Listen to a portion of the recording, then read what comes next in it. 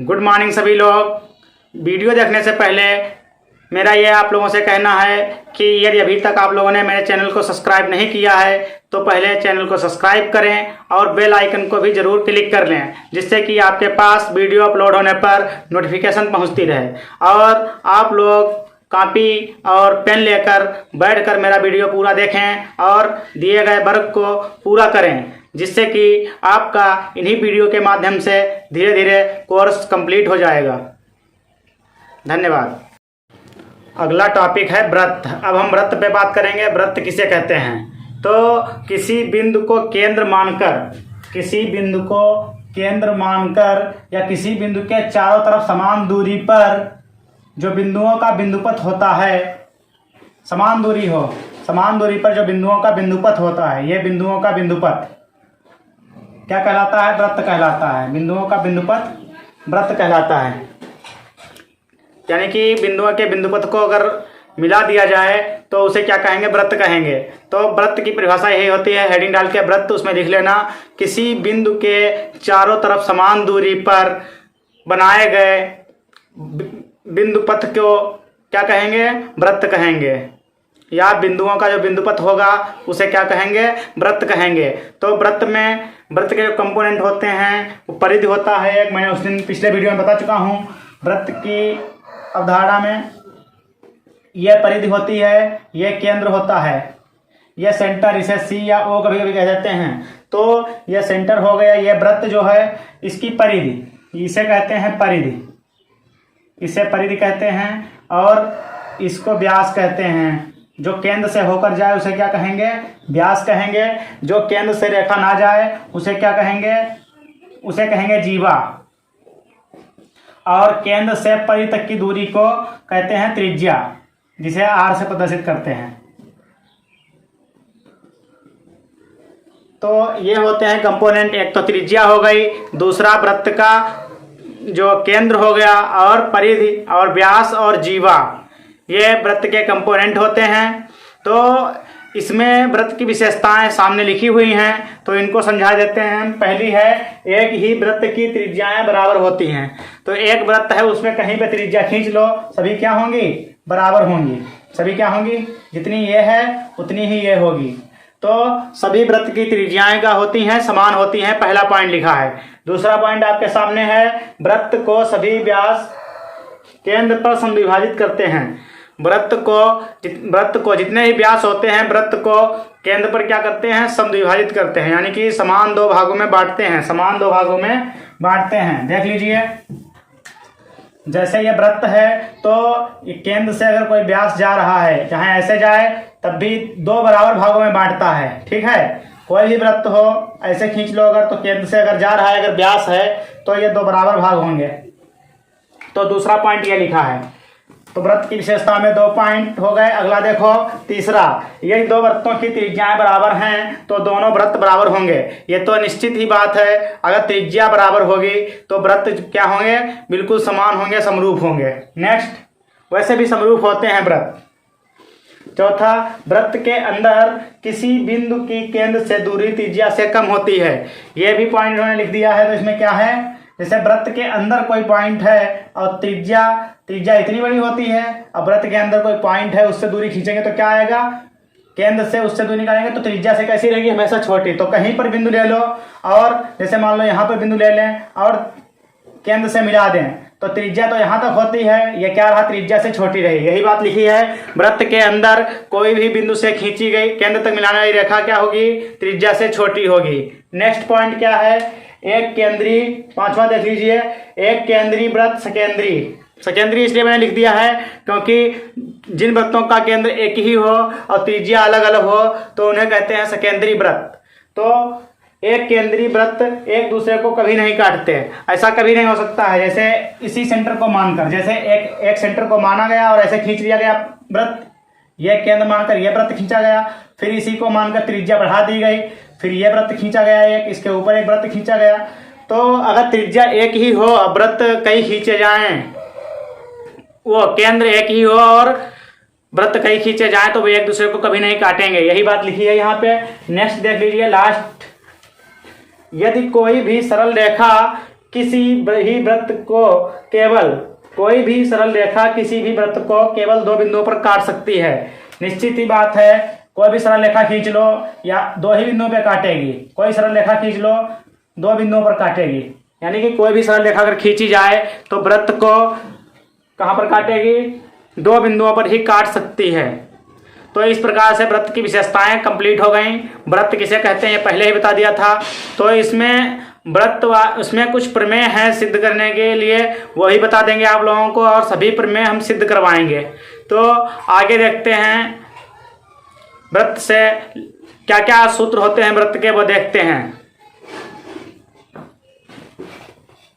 Video stop करके परिभाषा और ये विशेषताएं सभी लोग लिख लेना।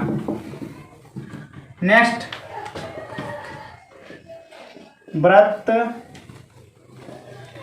वृत्त का व्यास।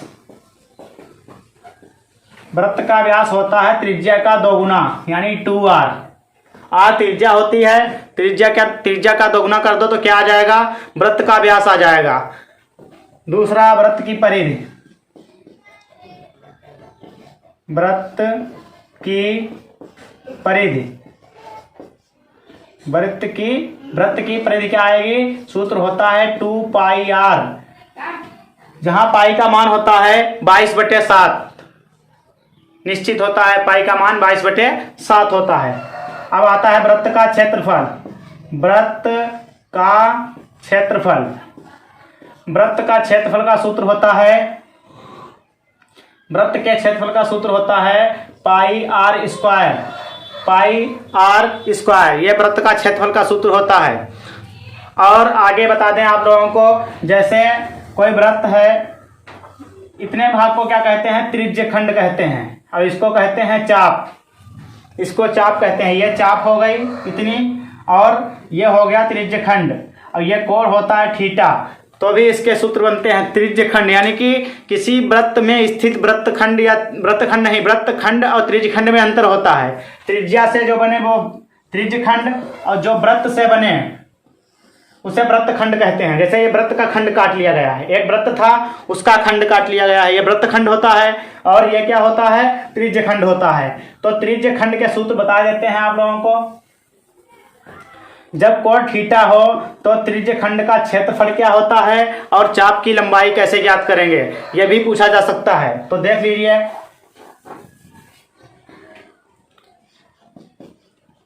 त्रिज्य खंड का चाप, अगर त्रिज्य खंड की चाप निकालनी हो तो θ/360 अंश और गुणे 2πr, ये आती है त्रिज्य खंड की चाप। जब कभी थीटा दिया गया हो, त्रिज्य खंड का कोण दिया गया हो, तो ये सूत्र लगा देंगे, तो उसमें क्या आ जाएगा? हमारा त्रिज्य खंड की चाप की लंबाई आ जाएगी। त्रिज्य खंड का क्षेत्रफल, त्रिज्य खंड का क्षेत्रफल, त्रिज्य खंड का क्षेत्रफल का सूत्र होता है θ/360 गुणे πr²। यह सूत्र होता है त्रिज्य खंड के क्षेत्रफल का। तो आप लोग ये सूत्र सभी नोट करके उसके बाद याद भी कर लें। आगे देखते हैं, कुछ एग्जाम्पल वृत्त के लेकर समझाते हैं, और देखते हैं फिर आगे कौन सी प्रमेय है उनको भी सिद्ध कराएंगे। आगे मैंने कुछ वृत्त के सवाल ले लिए हैं दो, तो उनको समझा देते हैं, कैसे लगेंगे देख लीजिए। ये पहला देख लीजिए, बहुत इंपॉर्टेंट है, ऐसे आ जाता है, पूछ दिया जाता है। एक वृत्त की त्रिज्या 7 सेंटीमीटर है, तो क्षेत्रफल तथा परिधि ज्ञात कीजिए। बहुत अच्छा सवाल है, सिंपल है। तो कैसे लगाएंगे? पहला लगाने जा रहे हैं हम। क्या लिखेंगे? दिया है, क्या चीज दी गई है, तो नोट करते हैं क्या चीज दी गई है। वृत्त की त्रिज्या r बराबर कितनी? 7 सेंटीमीटर। क्या पूछ रहा है? क्षेत्रफल तथा परिधि पूछ रहा है। तो क्षेत्रफल का सूत्र लगा देंगे। तो क्षेत्रफल बराबर क्वेश्चन मार्क व परिधि बराबर क्वेश्चन मार्क। इसका मतलब हुआ, यह भी लिख लिया कि ज्ञात क्या करना है हमको, परिधि बराबर क्वेश्चन मार्क। अब क्या करेंगे? हम सूत्र लगाएंगे ऐसे, वी नो डैट, हम जानते हैं कि क्या जानते हैं? वृत्त का क्षेत्रफल बराबर पाई आर स्क्वायर। तो पाई का मान कितना बताया था मैंने, 22/7 गुणे आर का मान दिया है 7। तो 7 कितनी बार, 2 बार लिखा जाएगा। ये कट गया, 22 सत्ती 154 वर्ग मीटर। सेंटीमीटर में हो तो सेंटीमीटर, वर्ग मीटर में हो तो वर्ग मीटर। आगे वर्ग मीटर जरूर लगाएंगे, या ऐसे भी लिख सकते हो आप लोग वर्ग मीटर। एक चीज कंप्लीट हो गई। अब पूछ रहा है परिधि। इसी के नीचे क्या करेंगे हम लोग, परिधि निकालेंगे। अगली हेडिंग पड़ेगी तथा परिधि बराबर 2 पाई आर।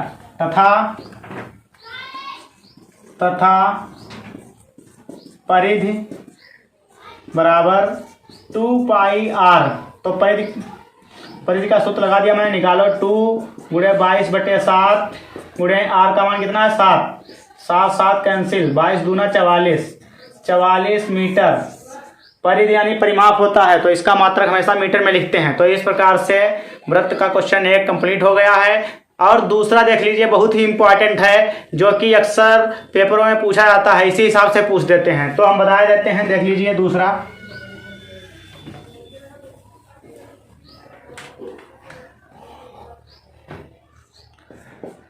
दूसरा बताया जा रहा है, दिया है, क्या चीज दी गई है, दिया है परिधि, वृत्त की परिधि। कितनी परिधि दी गई है, बराबर 28 पाई मीटर। तो क्षेत्रफल ज्ञात करो। तब क्षेत्रफल बराबर question mark, we know that.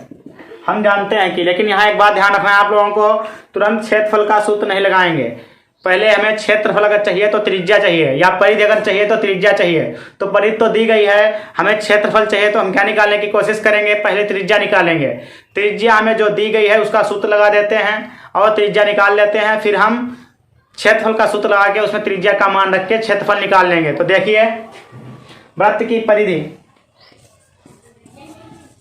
परिधि बराबर 2 पाई आर। परिधि बराबर कितनी दी है,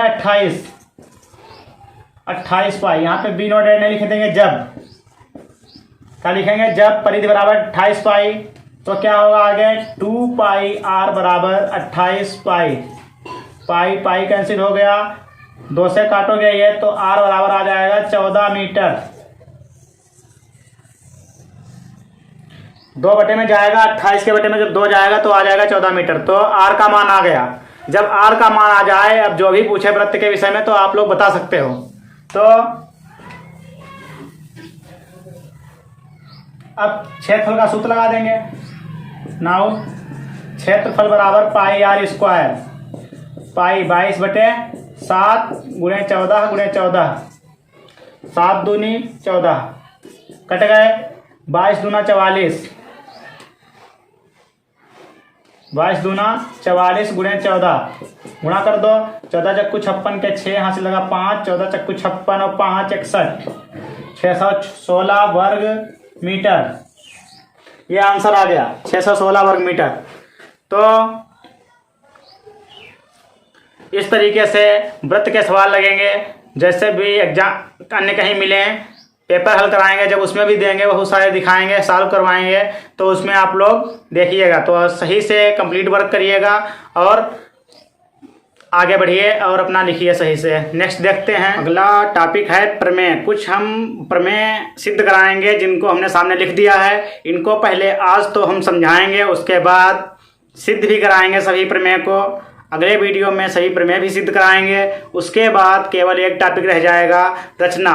रचना में कई सारी रचनाएं हैं वृत्त की, जैसे त्रिभुज की परिवृत्त की रचना, त्रिभुज के अंतावृत्त की रचना, किसी वर्ग के अंतावृत्त की रचना या परिवृत्त की रचना।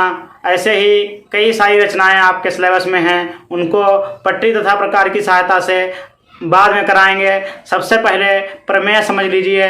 इन सभी प्रमेय को हम सिद्ध भी कराएंगे अगले वीडियो में।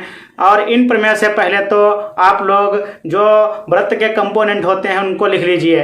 उनकी परिभाषा मैंने अभी नहीं लिखाई है, तो उनको सही से परिभाषा लिख लीजिए। तो सबसे पहले हेडिंग डाल लीजिए, त्रिज्या, वृत्त की त्रिज्या। इसमें लिखिएगा वृत्त के केंद्र तथा परिधि को मिलाने वाली रेखा त्रिज्या कहलाती है। देख लीजिए यहाँ पे, इसमें त्रिज्या हेडिंग पड़ेगी। केंद्र से परिधि तक की दूरी क्या कहलाती है? त्रिज्या कहलाती है। यह त्रिज्या व्यास की आधी होती है। यह त्रिज्या व्यास की आधी होती है। तो इसमें यह भी लिख सकते हो नीचे हेडिंग के बाद कि त्रिज्या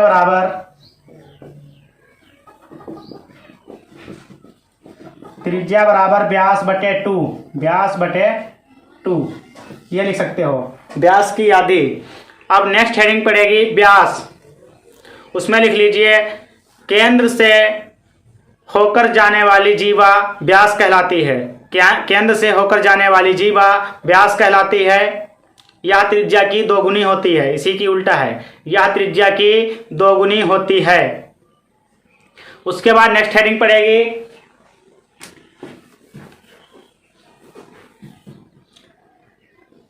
केंद्र हो गया, त्रिज्या हो गई, अब जीवा पड़ेगी हेडिंग जीवा। जीवा इसमें लिख लो किसी वृत्त को दो भागों में विभाजित करने वाली रेखा, किसी वृत्त को दो भागों में विभाजित करने वाली रेखा जीवा कहलाती है। उसमें यह भी लिख लो जब यह केंद्र से जाती है तो इसे व्यास कहते हैं। तो उसमें नीचे लिख सकते हो ऐसा चित्र बना के कि चित्र में एडी जो है या एबी जो है वो वृत्त की जीवा है। तो त्रिज्या हो गई, केंद्र हो गया, जीवा हो गई, व्यास हो गया। अब नेक्स्ट आता है वृत्तखंड। वृत्तखंड हेडिंग डाल के उसमें लिख लीजिए किसी वृत्त के वे भाग जो वृत्त को दो भागों में बांटते हैं, दो भागों में बांटते हैं, वृत्त कहलाते हैं। तो वृत्त का वह भाग, जैसे ये हमने ऐसे कर दिया तो क्या हुआ, ये जो भाग हैं दो भागों में बांट रहे हैं, वृत्त को दो भागों में बांट रहे हैं, तो ये भाग क्या कहलाएंगे? वृत्तखंड कहलाएंगे, वृत्तखंड। अब हेडिंग डाल लीजिए चाप। चाप क्या होती है समझ लीजिए। जैसे परिधि का कटा हुआ वह भाग, किसी वृत्त की परिधि का कटा हुआ वह भाग जो त्रिज्याओं से घिरा हो, जो त्रिज्याओं से घिरा हो, उसके क्षेत्रफल को, उसका जो क्षेत्रफल होता है उसे कहते हैं, क्या कहेंगे? त्रिज्यखंड कहेंगे। जैसे ये चाप हो गया, इतना खंड, परिधि का एक खंड ले लिया और त्रिज्या से घिरा हो, त्रिज्याओं से घिरा हो, इसे क्या कहेंगे? त्रिज्यखंड, इसे त्रिज्यखंड कहेंगे। अब नेक्स्ट आता है, तो इस प्रकार से सभी परिभाषाएं आप लोग लिख लेना। अब हम समझाते हैं प्रमेय क्या होती है। प्रमेय कौन कौन सी इसमें प्रमेय दी गई हैं वो देख लीजिए आप लोग और उनको समझ लीजिए। अगले वीडियो में हमारा काम होगा इन प्रमेय को सिद्ध कराना और उसके बाद अगला काम होगा रचनाओं पे, जो कि पट्टी तथा प्रकार की सहायता से रचनाएं की जाएंगी। उसमें रचना के पद लिखने पड़ेंगे। तो हमने कुछ सबसे महत्वपूर्ण प्रमेय यहाँ पे ले ली हैं, उनको केवल आज समझाएंगे और अगले वीडियो में हम इन्हें सबको सिद्ध कराएंगे और आगे बढ़ेंगे। देख लीजिए, पहले पढ़ते हैं इसको हम। वृत्त के केंद्र से किसी जीवा के मध्य बिंदु से मिलाने वाली रेखा जीवा पर लंब होती है। तो हमें सिद्ध यही करना होगा कि कोई वृत्त है, उसकी जीवा है, उसके केंद्र से कोई हम क्या डालते हैं? मध्य बिंदु पे रेखा डालते हैं। मध्य बिंदु पे अगर रेखा डालते हैं तो क्या बनाएगी? 90 अंश का कोण बनाएगी, यानी समकोण होगी। लंब का मतलब समकोण। तो हमें यही सिद्ध करना है कि इनका ये जो है वो लंब होगी, ये हमें सिद्ध करना है। तो ये प्रमेय एक हो गई पहली कि वृत्त के केंद्र से किसी जीवा पर मध्य बिंदु पर डाली गई रेखा लंब होती है, डाली गई रेखा लंब होती है। दूसरी प्रमेय, वृत्त के केंद्र से जीवा पर खींचा गया लंब अर्धित करता है। इसमें क्या था, आप लोगों को कोण दिखाना था। जैसे ये मान लो कोण है ABC, तो कोण ABC हमें दिखाना था 90 अंश, अतः लंब होती है लिख देंगे। तो इसमें क्या करना है, दूसरी में करना है वृत्त के केंद्र से जीवा पर खींचा गया लंब अर्धित करता है। अर्धित का मतलब आधा आधा बांटता है, यानी कि केंद्र से जो लंब डाला है वो जीवा को आधा आधा, यानी कि ए बी बराबर बी सी, ये सिद्ध करना है हमको। ए बी बराबर बी सी, ये हमें सिद्ध करना होगा। नेक्स्ट क्या है, तीसरी देख लीजिए, वृत्त की बराबर जीवाएं वृत्त के केंद्र से बराबर दूरी पर होती हैं, यानी कि वृत्त की बराबर जीवाएं, यानी कि समान जीवाएं जो होंगी वो कहाँ होंगी, केंद्र से इधर भी समान दूरी पर होंगी, इधर भी समान दूरी पर होंगी। मान लो ए बी और सी डी जो हमारी जीवाएं हैं वो क्या है, दोनों बराबर हैं। हमें ये लेके चलेंगे हम कि ए बी और सी डी क्या हैं, ये जीवाएं दोनों बराबर हैं। और सिद्ध क्या करेंगे, केंद्र से लेके ओ एम और ओ एन दिखाएंगे बराबर, ओ एम और ओ एन बराबर दिखाएंगे। इसका मतलब क्या हुआ कि केंद्र से दोनों जीवाएं कितनी दूरी पर हैं, समान दूरी पर, हमें यह दिखाना है। तो हम ये लेके चलेंगे और ये सिद्ध करेंगे अगले वीडियो में। तो समझ लीजिए और इन्हें याद भी करना है, ये याद कर लीजिए। सिद्ध करने तो अलग की बात है, सिद्ध तो करनी ही पड़ेंगी जो पेपर में आएंगी, लेकिन उसको याद भी करना है, तभी लिखा दी है मैंने। चौथी क्या हो गई है, सिद्ध करो कि केंद्र से समदूरस्थ जीवाएं परस्पर बराबर होती हैं। बिल्कुल सेम इसी तरह यह भी है, थोड़ा सा अंतर है। सिद्ध करो केंद्र से समदूरस्थ, इसमें कह रहा है उल्टा, बिल्कुल सेम उसका उल्टा है। अब की क्या कह रहा है, दो जीवाएं जो हैं केंद्र से समान दूरी पर हैं, यानी कि अब की से हम ओ एम बराबर ओ एन लेके चलेंगे। ये यम बिंदु मान लो, ये यन, और सिद्ध कर देंगे हम जो जीवाएं हैं वो समान हैं। ए बी बराबर सी डी सिद्ध कर देंगे हम कि जीवाएं हमारी क्या हैं, समान हैं। बिल्कुल सेम इसी की व्युत्क्रम प्रमेय है ये। नेक्स्ट आते हैं ये वाली, सिद्ध करो कि केंद्र से समदूरस्थ जीवाएं परस्पर, ये तो हो गई, परस्पर लंब होती हैं। अब ये वाली है पांचवी, यदि किसी वृत्त के दो चाप सर्वांगसम हो तो संगत जीवाएं भी बराबर होंगी। सर्वांगसम का मतलब होता है सर्व अंग सम, यानी कि सभी अंग जिसके समान हो। कोई दो ऐसी आकृतियां जिसके सभी अंग यानी सभी कंपोनेंट समान हो, उसे कहते हैं सर्वांगसम। तो इसमें हम लेके चलेंगे जीवाएं क्या हैं, कोई दो वृत्त हैं, उसकी जीवाएं जो वो चाप जो है, ये चाप जो है वो समान है। यहाँ पे एक बिंदु ले लेंगे चाप का नाम देने के लिए, जैसे ये सी डी ई एफ है, यहाँ पे नाम ले लो जी, ले लो यहाँ पे ई ले लो। तो सी डी ई चाप है ये, और ई जी एफ ये चाप है, जो ये क्या है, सर्वांगसम है। यानी कि सर्वांगसम का निशान ऐसे बनता है, इसका मतलब होता है सभी कंपोनेंट समान हैं, बिल्कुल समान जीवाएं, ये वो चाप सभी समान हैं। तो कह रहा है सिद्ध क्या करना है, संगत जीवाएं बराबर होंगी। तो हमें ये सी डी ये जीवा है और ये ई एफ जो जीवा है वो क्या दिखाना है, समान दिखाना है। तो ये याद भी रखना है, विकल्पी क्वेश्चन के लिए बहुत इंपॉर्टेंट है, और अन्य सवाल लगाने के लिए भी ये इंपॉर्टेंट है। जो आंकिक सवाल होंगे, अंकों में दिए होंगे, उनको लगाने के लिए भी इन प्रमेय का प्रयोग करेंगे। तो नेक्स्ट देखते हैं हम नंबर 6, बहुत इंपॉर्टेंट है ये। अर्धवृत्त पर बना कोण समकोण होता है, यह बहुत जरूरी, बहुत इंपॉर्टेंट, बहुत बार हाई स्कूल में भी बहुत इंपॉर्टेंट है और यहाँ भी।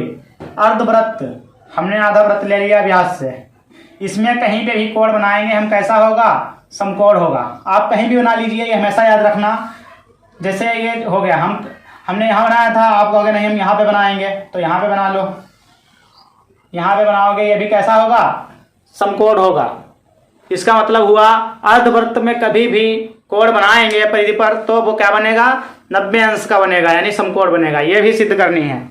और नंबर 7 पे आते हैं, यह भी बहुत इंपॉर्टेंट है। एक ही वृत्तखंड में बने कोण बराबर होते हैं। वृत्तखंड, जैसे ये हो गया, ये वृत्तखंड हो गया, एक ये वृत्तखंड है, एक ये वृत्तखंड है। तो इसमें जो हमारे कोण बनेंगे वो कैसे होंगे, समान होंगे। ये कोण कैसा होगा, बराबर होगा। जैसे ये 30 अंश है तो ये भी 30 ही होगा। इस टाइप से हम कल चित्र बनाएंगे उसमें, और अगले वीडियो में जो चित्र बनाएंगे उसके बाद उसी में हम सिद्ध कराएंगे सभी प्रमेय धीरे धीरे करके।